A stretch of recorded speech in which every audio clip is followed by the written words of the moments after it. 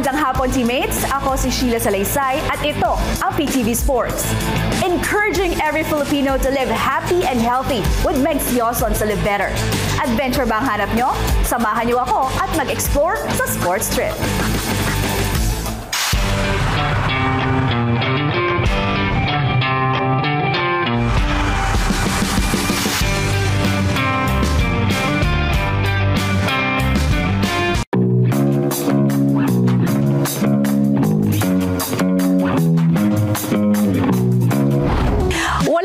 Sa excitement ng obstacle course surrounded by breathtaking views, pushing the limits habang damang-dama ang kalikasan and making the most of every moment.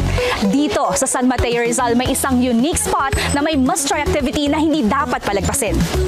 Ako si Sheila Salaysay and let's feel the thrill of heights dito sa Sports Trip.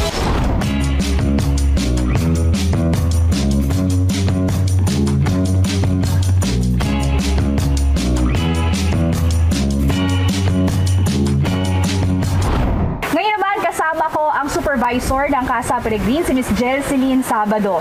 Hi, ma'am. Hello po, ma'am. Ma'am, kwentuhan mo naman kami kailan ba nag-open itong Casa Peregrine at ano-anong mga activities ang pwede gawin dito? Nag-open po ang Casa Peregrine, ma'am, December 2021 for the retour po. Then, January 16, 2022 po, nag-start naman po ang restaurant po namin. Ano-ano yung pwede nang gawin dito na activities? Meron po kami dito ma'am, 360 view ng Casa Peregrine po. Makikita po yung bundok na yung 360-degree Sierra Madre. Then po sa po namin sa ropers po, meron po kaming swing at saka po spider web.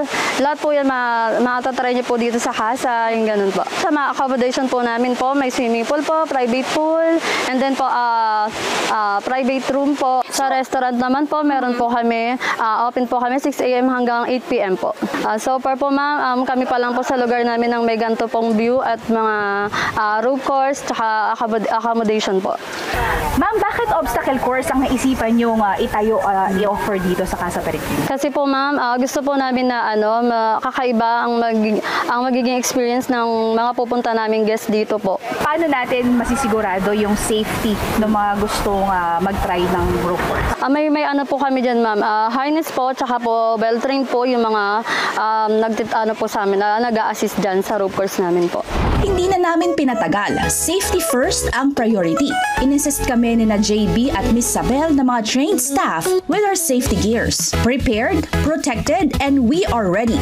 Ang pinunta talaga namin dito sa Casa Peregrine ay ang rope course dahil kami ay palaging G. Bonus na ang magandang view. High rope course is an aerial obstacle course na ginagawa for personal development and or team building. Minsan, kailangan talaga namin to ni Miss Sabel dahil kami ay parehong may fear of heights. Ang rope course na ito ay may 8 elements para may challenge at talagang masusubukan ang tapang namin. There's an assigned trained staff sa bawat isa sa amin at ako ang nauna. Tire swing is the first element. Medyo madali-dali pa ito kaya mabilis kaming natapos. Marami pang naahawakan at madaling magbalanse. Susunod ang Z-shaped balance beam. Medyo mahirap na to dahil kailangang i-balance ang sarili before moving to the next step. Dahil kita nila kuya yung takot namin, they are kind enough to teach us the strategy at binabantayan kami. Move on na ako sa third element, unstable bridges. Yung unang step ang crucial. Kailangan ang focus at dito masusubok ang balance at unity of the mind and body. Sa unstable bridges, mas nag-focus ako sa timing at sa pagbalanse. Isang maling step o ma-out of balance ka, malalaglag ka, but may harness naman so no need to worry. At nang matapos ko na ang unstable bridges, Kuya, saan yung braso ko? ramdam at rinig ng kabundukan ng takot namin. Malalim na hinga at mahigpit na yakap sa poste matapos ang bawat element. Samantalang si JB naman, panis na panis, pangisi-ngisi lang. Enjoy na enjoy talaga siya. Ibang kaba sa bawat element. Sa single line bridge naman, kailangan ng strength ng arms at legs para makausad at makatawid sa bridge. Minsan sa takot ang hirap gumalaw. Sa cargo net naman, mas pinahirap kasi kailangan makatawid horizontally. Kahit maganda ang view, mas lamang ang takot ko. Syempre, kailangan makapture ang moment. Matapos ang 4 elements, mukhang nadalian si Miss Sabel dito. Rope swing naman ang sunod. Tamang chill muna kami ni Kuya bago ko simulan to. Si JB mukhang naiinip na at tawa-tawa lang habang hinihintay matapos si Miss Isabel. And almost done with a course. Sa unstable bridge, mukhang kalmado na kami dito. Hindi na masyadong nanginginig si Miss Isabel. Finally, last na to. Single line bridge. Buti na lang may tali at nagawa ko na ang isang version kanina.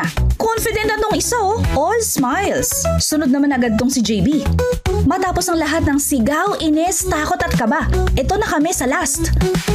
Dito sa spiderweb, mas ramdam ang lamig ng hangin at ito ang nagbigay sa amin ng energy para tapusin ang obstacle at harapin ang takot namin. Success! Pinatapos lang kami sa rope course at bumuhos na ang ulan kaya hindi na namin nagawa ang swing. Everybody is welcome here sa Casa Peregrine. Buong pamilya, barkada, mag-partner, pati ang fur babies nyo ay pwede dito.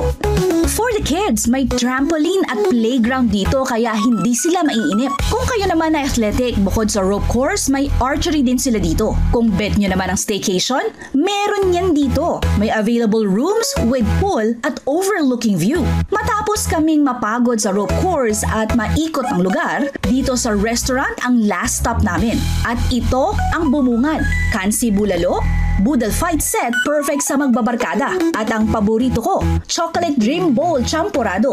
Unti-unting tinutunaw ng mainit na gatas ang tsokolate. Lahat ng to, bagay na bagay sa malamig na panahon. Kaya kain na. Kaya naman punta na dito. Mag-chill sa mga tree houses. Perfect spot for relaxation and breathtaking views. Ipakita ang pagmamahal ngayong buwan ng Pebrero. Ang adventure dito is not just about overcoming physical challenges and fears. It's also enjoying nature's amazing beauty. So ano, handa na ba kayo sa next adventure? Sama na dahil dito sa Sports Trip, ano man o saan man, G na G tayo.